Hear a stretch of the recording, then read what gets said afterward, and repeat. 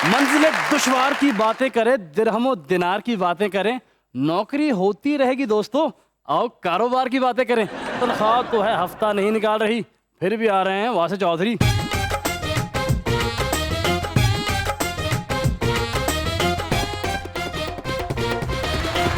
देखती आंखों, सुनते कानों और धड़कते दिलों, आप सबको हमारी तरफ से अस्सलाम वालेकुम। आज तो माशाल्लाह बड़े मासूम लग रहे हैं सर। सर है ही ठाकर साहब मासूम ने। मैं अच्छा जी। मैं आके क्या वासे भाई गोश्त 1500 रुपए किलो हो गया, कहते सानू कोई इससे वड्डी ईद ते ही खाना हुंदा। वाकई बहुत मासूम ने। अच्छा जी। मैं क्या बस का किराया बहुत हो गया, कहते सानू की असि तो लमक ही जाना हुंदा। मैं क्या भाईजान पेट्रोल बहुत महंगा हो गया, कह रहे बस रशिया के सदर से मेरी अनकरीब मुलाकात है। वासे भाई ही मासूम आदमी ने। अच्छा मैं जी। वासे भाई अगर तुम 1122 ले दिया की करोगे, कहते सारी फैमिली मरी लेके जावांगा। मैंने कहा भाईजान आपके ताए के यहाँ चोरी होगी, बड़ा अफसोस हुआ। कहना चुप कर, कोई अफसोस नहीं, मेरी बददुआवां नाल होई। मैं एक बंदे ने पूछा, मैं कहा तुसी की हुंदे, कहते मैं डीएसपी हुंदा। एक ने पूछा, कहते मैं एसपी हुंदा। मैं कहा वासे भाई तुसी की हुंदे जे, कहते कोई कामयाबी करे मैं जेलस हुंदा।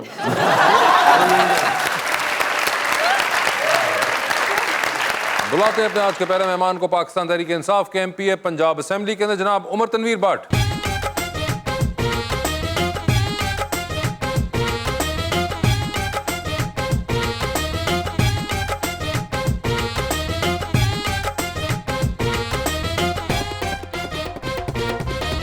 उनका साथ देने के लिए हमारी दूसरी मेहमान कराची तशरीफ लाई हुई है मोहतरमा फहीमा अवान।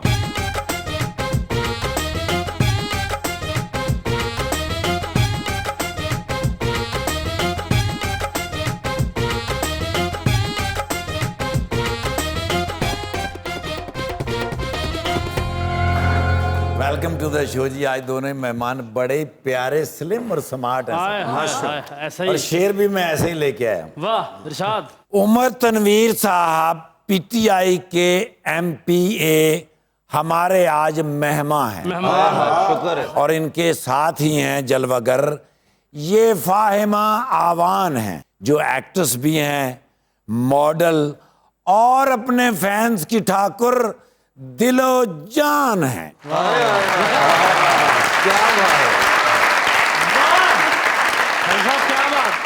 धरने के लिए निकले तो काफी कारकुन सेके गए थे।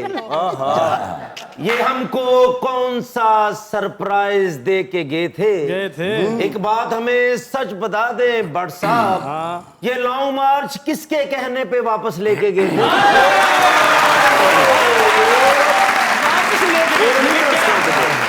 आपका सवाल बड़ा ज़बरदस्त है। इसका जवाब जो है, अगर उस दिन ना जाते खान साहब वापस, तो आपको यकीनन वहाँ पे और बड़ी लाशें गिरती हुई नजर आती, जो सिचुएशन बन चुकी थी। तो मेरे ख्याल में it was in the best interest of the country and the nation. मगर अगर आपने वापस ही जाना था उमर, तो वहां तक लाए ही क्यों? और आखिरी दम तक ऑलमोस्ट सुबह 3-4 बजे तक तो कहते रहे पहुंचो पहुंचो पहुंचो। तो वो बेचारे जो पहुंच गए थे और जो सारी रात वहां पे आंसू गैस खाते रहे, उनका क्या कसूर था? उनको पहले बताए थे कि भैया ना पहुंचो, वापस चले जाओ। उत्थे रहने लिए इतनी जगह नहीं सी। पहली बात यह है, हमारा कॉन्सेप्ट बिल्कुल एक पुरअमन लॉन्ग मार्च करना था। ये मैसेज देना था कि पाकिस्तानी अवाम क्या चाहती है। लेकिन आफ्टर 1977 आप सब लोगों को याद होगा, पीपल्स पार्टी ऐसी जमात थी जिसने लास्ट ये ब्रूटैलिटी फेस की थी, और उसके बाद पीटीआई है जिसने वो शेल खाए हैं टीयर गैस के जो टेररिस्ट के लिए इस्तेमाल होते हैं, एक्सपायर्ड टीयर गैस। और उसका इतराफ़ वो राना सनाउल्लाह ने आके अपनी प्रेस कॉन्फ्रेंस में भी किया कि जी हमने वाकई एक्सपायर्ड टीयर गैस की। ये पूरी दुनिया में कहीं नहीं होता। लेकिन एक्सपायर्ड का असर ही नहीं होता, तुसी को एंजॉय करते रहे, एंजॉय करते रहे। असर उसका बड़ा जहरीला होता है और बड़ा सख्त होता है। ये जो टीयर गैस यूज़ की जाती थी, ये हॉस्टेज सिचुएशन में यूज़ की जाती है, जिसमें अगले को नम और बेहोश करना होता है किसी भी कमरे में। तो वो टीयर गैस खाने के बावजूद आई कैन टेल यू कि वहाँ पे डी चौक में जो दुनिया आई थी, जो लोग निकले थे, और वो पंजाब के बाकी एरिया से नहीं आ सके, सिर्फ पिंडी और इस्लामाबाद की आवाम थी जो उस वक्त डी चौक। लेकिन उमर साहब कहते शैल बड़े खतरनाक होंगे, अकरम भाई दे सिर च वजह वाल ही नहीं आ रहे उदों दे। पहले तो मेरे एडे एडे नहीं करता। I'll come back to that. आपके क्या हाल है मैम? बिल्कुल ठीक ठाक। आप कैसे हैं? आपने शो देखा हुआ है? जी जी जी। So you have an idea. हाँ, कराची के हालात कैसे हैं? कराची के हालात मैं यही पूछूंगी आप लोगों ने क्यों लावारिस छोड़ा हुआ है कराची को? ओए होए क्यों कराची के साथ ऐसा हुआ है? जुल्म बताएं जी क्यों हो क्यों रहा है ऐसा उसके हुआ है? साथ? चलें अभी का तो आप नहीं कह सकते, पिछले 3.5 साल का तो बता देना उनको। पिछले 3.5 साल में भी वफाकी गवर्नमेंट की तरफ से जितने बड़े पैकेजेस कराची को मिले हैं आज तक तारीख में इससे पहले नहीं मिले। नहीं मगर वो तारीख में मिले भी नहीं है ना अभी तक। नहीं, वो इसलिए नहीं मिले कि गवर्नमेंट चली गई। देखें, फंड रियलाइजेशन के स्टेप्स हैं। आपको 20 से 25% जो है वो बजटरी एलोकेशन जो है वो पहले रिलीज होती है, उसके बाद फेज वाइज होती है। मैं पहले भी आपके शो में हमेशा आके बात की कि 3 साल हमने रोज़ा रखा, 3 साल हमें एडीपी नहीं मिली। खान साहब ने कहा भाई पैसे कोई नहीं है, एडीपी कोई नहीं है, अभी आराम करो, सुकून करो, लोगों के पास जाओ और उनको समझाओ कि हमारे मुल्क के हालात ठीक नहीं है। ये एक बड़ा कॉन्सेप्ट है जो मैं चाहता हूँ कि सामीन को भी पता हो। जब हमारा हेल्थ कार्ड लॉन्च हुआ तो लोगों को लगा कि यार वाकई पीटीआई काम कर रही है, लोगों को एक रिलीफ मिला। दे फेल्ट कि यार हमारे जेब में 10 लाख रुपए पड़ा है। बेशुमार लोगों ने मुझे बताया कि इस तरह हमने इलाज करवाए। फिर उसके बाद हमारा लॉन्च हो रहा था अप्रैल में राशन कार्ड, अप्रैल से जून के दरमियान में, और उसकी वजह से होना ये था कि 4,000 रुपये की शॉपिंग जो है वो आपको 2500 रुपये में पड़नी थी, जिसकी वजह से जो महंगाई का इफेक्ट है वो कम होता।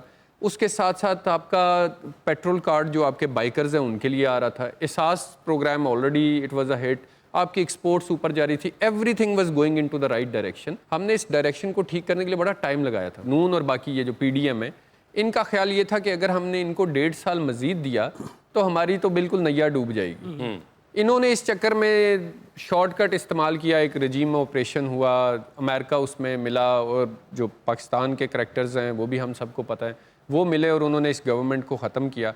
और आज आप हालात देख लें कि क्या हैं। आज हम पेट्रोल को देख लें कहाँ पहुँच चुका है। ਰਾਤੀ ਪੈਟਰੋਲ ਵਧਿਆ, ਤੁਸੀਂ ਪੀਟੀ ਵਾਲੇ ਤੇ ਘਰ ਬੈਠੇ ਸੋਚ ਰਹੇ ਹੋ ਚੰਗਾ ਹੋਇਆ ਸੀ ਨਹੀਂ ਕਿਨੇ ਤੇ ਸਾਡੇ ਤੇ ਪੈਣਾ ਸੀ। मैं आपको एक क्लियर कट बता रहा हूँ कि हमने 10 रुपये सस्ता किया था। हमने जून तक उसकी सब्सिडी रखी और उसके साथ साथ हमने रशिया के साथ ये मुआहिदा MOU साइन किए कि आप हमें 40% कम रेट के ऊपर ऑयल देंगे। आपकी सारी इंडस्ट्री जो है, आपका मुल्क जो है इस वक्त वो oil, energy is related to oil और prices are related to it. तो हमें अगर 40% कम पे मिलता तो आज आप 110 या 120 रुपए पेट्रोल के और ऊपर वो भी जाना था, सही बात है। ਘੰਟਾ ਡੇਢ ਘੁੰਮਣ ਲੈ ਕੇ ਦਈਏ ਤੇ ਪੈਟਰੋਲ ਕਾਰਡ ਬਣਾ ਦੋਗੇ ਸਾਨੂੰ? घंटे ਦੇ ਵਿੱਚ सिर्फ विग लेके दी जा सकती है। ये सारी बातें ठीक है, मैं मानती हूँ किया है, थोड़ा बहुत किया है पीटीआई ने, मैं बहुत बड़ी सपोर्टर हूँ पीटीआई की। बट कराची की सफाई के बारे में क्यों नहीं सोचा आप लोगों ने? जो कराची इतना गंदा शहर हो चुका है, रोशनियों का शहर होता था, अब वो एक और कुछ और ही शहर बन चुका है। 18th अमेंडमेंट, ये सब्जेक्ट जो है ये डिवॉल्व हो चुका है, प्रोविंशियल सब्जेक्ट बन चुका है। फेडरल गवर्नमेंट इसके अंदर कुछ नहीं कर सकती क्योंकि कोई अदारा जो है वो फेडरल गवर्नमेंट के अंडर नहीं आता। जितनी म्यूनसिपैलिटीज़ हैं, बल्दिया है, आपकी बाकी जितने अदारे हैं वो वहाँ पे प्रोविंशियल गवर्नमेंट के अंडर है। हम पैसे ज़रूर दे सकते हैं फ्रॉम फेडरल, लेकिन हम जाके खुद फिजिकली फेडरल गवर्नमेंट काम नहीं कर सकती। बल्कि पीटीआई के दौर में वफाक से जो है हेल्प भेजी गई, मशीन्स और बाकी सब कुछ वहाँ के नालों की सफाई के लिए। वो मेरे पास अभी भी पिक्चर्स और वो पड़ी होंगी, उसके ऊपर ट्वीट्स भी किए, अली जैदी ने भी किए और उसके अलावा इमरान इस्माइल साहब ने भी किए, जिसमें ये बताया गया कि हमने इन नालों की सफाई की है। तो हम अपने एंड पे जो था वो कर सकते थे, लेकिन अब चूंकि गवर्नमेंट वहाँ पे सिंध में पीपल्स पार्टी की थी, बल्दिया जो MQM के पास थी, तो ये उनकी ड्यूटी थी कि उन्होंने ये करना था। और उमर भाई, अब अगर गवर्नमेंट आपकी आ जाती है तो आप चीज़ें सस्ती करेंगे कि फिर 440 होएगा काम? नहीं जी, देखें, पीटीआई की गवर्नमेंट अगर दोबारा आएगी तो आपको 100% रिलीफ नज़र आएगा। उसकी वजह यह है कि हमने अपनी गलतियों से भी सीखा। मैं ये नहीं कहता कि हमने गलतियाँ नहीं की। तुसी गलतियां नहीं कीती है, मैं कसम, तुसी गलतान कीते ने गलतान। देखें, हमारी नीयत ठीक थी, हमने कोशिश की और हमें उस कोशिश के नतीजे में एक पॉजिटिव, आप इंडिकेटर्स उठा के देख लें इकोनॉमिक और उसको कंपेयर कर लें आज के दौर में। मगर मुझे एक बात बताएं, चलें सारे इंडिकेटर्स आप सही कह रहे हैं, अभी जो लास्ट सर्वे भी आया उसके अंदर भी जीडीपी आप लोगों का जा रहा था, everything seem like as far as numbers concern बड़े पॉजिटिव आए हैं। तो इस बार ऐसा क्या हो गया? पीडीएम के पास ऐसी कौन सी इस बार जादू की छड़ी थी जो पिछले साल तक कामयाब नहीं हो पाई, उससे पहले भी नहीं कामयाब हो पाई, ये इस बार जाके मार्च में कैसे कामयाब हो गई? अगर मैं वो भी मानता हूं कि चले, आप कहते हैं, जो आप लोग कहते हैं बैरूनी साजिश जो है, वो साजिश भी मैं कहता हूं चले, वो भी ख्वाहिश आज की तो नहीं है, वो तो जब से बाइडेन साहब आए, और वो ख्वाहिश भी मान लेता हूं कि 2 साल से चल रही है। हाँ जी। ये इस अप्रैल में क्या ऐसा था जो पिछले साल नवंबर में नहीं था, जो उससे पहले दिसंबर में नहीं था या जून में नहीं था लास्ट ईयर? अमेरिका है। आप लोग कह रहे हैं ना अमेरिका। जी जी, तो मैं वो मान लेता हूं कि अमेरिका है। अमेरिका, तो अमेरिका ने ये किया, एकदम अमेरिका के पास सुपर पावर आई और अमेरिका ने जो पिछले 2 साल नहीं कर पाया वो एकदम इस अप्रैल के अमेरिका अंदर के कर दिया। हाथ में ना वो मैजिक वॉन्ड आ गई जिसके जरिए उसने उसको लहराया। यार ये और- बड़ा कमाल होता है वैसे कि एकदम आ जाता है, मतलब अमेरिका ना हुआ क्या वो हैरी पॉटर हो गया। आज पूरी कौम इस चीज़ के ऊपर जो है सरापा एहतजाज है, हर कोई ये सवाल पूछ रहा है कि आखिर क्या वजह थी, कोई एक वजह बता दें जिसकी वजह से आपको ये आपके regime ख्याल में के- क्या वजह थी? वजह यही जो रशिया के साथ आपने एक रशिया के ऊपर ही? नहीं, इससे पहले माजी में कुछ चीज़ें ऐसी थी, it was fuel to the fire. और जो लास्ट ये एक्ट था जिसमें हमने फाइनली ये डिसाइड किया कि we will move towards the regional block, जहाँ से हमारे लोगों को फ़ायदा मिलेगा, ज़ाहिर है हमें वहीं जाना है। आज हमें 250 रुपये लीटर पेट्रोल लेना पड़ रहा है, वो ज़्यादा बेहतर है या हमें 100, 110, 120 रुपये पेट्रोल लेना? आटा सस्ता चाहिए था या हमें आटा महंगा चाहिए? हमारी आवाम इस चीज़ को नहीं अफोर्ड कर सकती, तो हम क्यों अमेरिका के ये तलवे चाटते रहे? हमने अपना एक इंडिविजुअल, एक इंडिपेंडेंट डिसीजन लिया, उसकी सज़ा आपके सामने। सर एक सीरियस सवाल मैं करना चाहूंगा ਤੁਹਾਡੀ ਇਜਾਜ਼ਤ ਨਾਲ बड़ी गल ਕਿ है। ਅਸੀਂ ਲੋਕ ਪੁੱਛਣਾ ਚਾਹ ਰਹੇ ਅਵੇਅਰਨੈਸ ਵਾਸਤੇ ਕਿ ਜਿਹੜਾ IMF ਤੋਂ ਨੂਨ ਲੀਗ ਵਾਲੇ ਆ ਕੇ ਕਹਿ ਰਹੇ ਕਿ ਇਹਨਾਂ ਨੇ ਪਹਿਲੇ ਮੁਆਹਦੇ ਕੀਤੇ ਸਨ, ਇਹ ਤੇ ਜ਼ਰਾ ਸਾਨੂੰ ਦੱਸੋ ਤੁਹਾਡੇ ਮੁਆਹਦੇ ਨੇ ਕਿ ਇਹਨਾਂ ने कुछ ਕੀਤਾ ਜੇ? हमारा कोई मुआहदा नहीं है जी IMF के साथ। IMF से मुआहदे मेरी नहीं? मेरी गुजारिश सुनिए, मैं जवाब देता हूँ। हमने मुआहदे जितने किए थे वो प्रीवियस लोन उतारने के लिए किए थे। हमने फर्दर उनके साथ कोई मुआहदा ऐसा नहीं किया जिसमें हम उनसे फर्दर लोन लेते। हम IMF के चुंगल से निकलने की तरफ स्टेप ले रहे थे। बिल्कुल आई एग्री कि आप पैसे इसलिए ले रहे हैं कि आपने एक्सटर्नल डेट जी, उतारने हैं, previous जो debt जो उतार। प्रीवियस चल रहा है एक सिस्टम चलने के लिए, मगर द पॉइंट इज कि मुआहदा तो उनसे किया ना, जी, चाहे वो मुआहदा- पुराना उतारने के लिए, मतलब चले, पैसे अगर मैंने I agree to that extent कि हमने एक पेपर ज़रूर उनके साइन किया, लेकिन उसकी बेसिक वजह हमने कितना $29 बिलियन हमने वापस किया है। मुशर्रफ दौर के बाद ये पहली गवर्नमेंट थी जिसने वापस किया। आज की गवर्नमेंट देख लें, चाइना गई है, क्या मिला? सऊदीया गया, कुछ भी नहीं मिला। इमेजिन कि मेरे लिए इतना एम्बैरेसिंग मूवमेंट था कि जब हमारे मुल्क का वज़ीर आज़म जो है वो खड़ा होकर तकरीर क्या कर रहा है, मैं टर्की भी गया हूँ और मैंने उनको कहा मैं इधर मांगने नहीं आया, लेकिन चूंकि आप बड़े भाई हैं और इस वक्त मजबूरी है पैसे दे। मतलब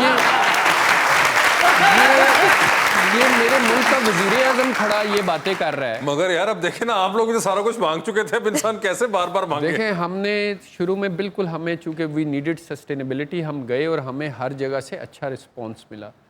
उसके नतीजे में आज आप देख लें, ओवरसीज़ पाकिस्तानीज़ का इन्होंने राइट ख़त्म किया वोट का, उन्होंने अपना रेमिटेंसेस कम कर दी। $28 बिलियन की रेमिटेंसेस, रिकॉर्ड रेमिटेंसेस PTI के दौर में हुई। इतना एतबार था उन्हें पाकिस्तान और इमरान खान की गवर्नमेंट पे और लीडरशिप पे। उसके बाद आप अपनी एक्सपोर्ट्स को देख लें, स्टॉक मार्केट को देख लें। आज $7 बिलियन स्टॉक मार्केट से निकल चुके हैं, वो तेज़ी से नीचे आ रही है। कौन इस सूरत हाल को ठीक करेगा? इस क्राइसिस से कैसे निकला जाएगा? There is only one solution, election कराएं और जो नई गवर्नमेंट आए वो डिसीजन लेके। मगर मुझे एक बात बताइए, अगर फर्ज करते हैं कि इलेक्शन करा देते हैं 4 महीने बाद, 5 महीने बाद, अभी ठीक है अनाउंस हो जाते हैं जी के अक्टूबर, नवंबर, दिसंबर में इलेक्शन, बिल्कुल इलेक्शन होते हैं और अगर आप लोगों की पार्टी नहीं जीतती मेजॉरिटी, तो एक, क्या वो धांधली है? B, would you guys accept it? उस वक्त अगर आपने कहा कि ये तो अब फिर धांधली हो गई है और अब हम दोबारा इस्लामाबाद चलते हैं, तो फिर क्या होगा? देखें, धांधली के ना स्टेप्स हैं।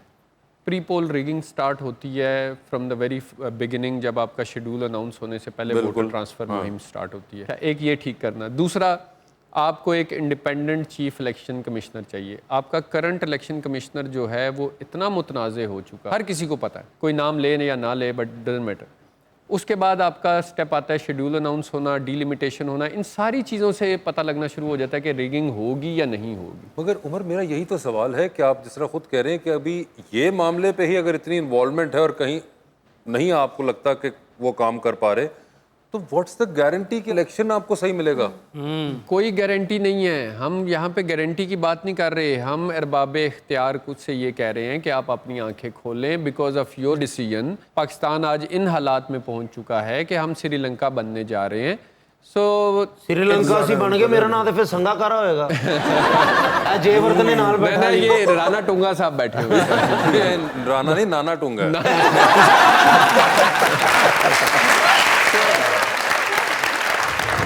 जब मुझसे कलाम करता है, ना दुआ ना सलाम करता है। बेटा पढ़ लिख के घर में बैठ गया, बाप बूढ़ा है काम करता है। कर रहा है वो खुद करप्शन पर प्लॉट बीवी के नाम करता है। देखो यार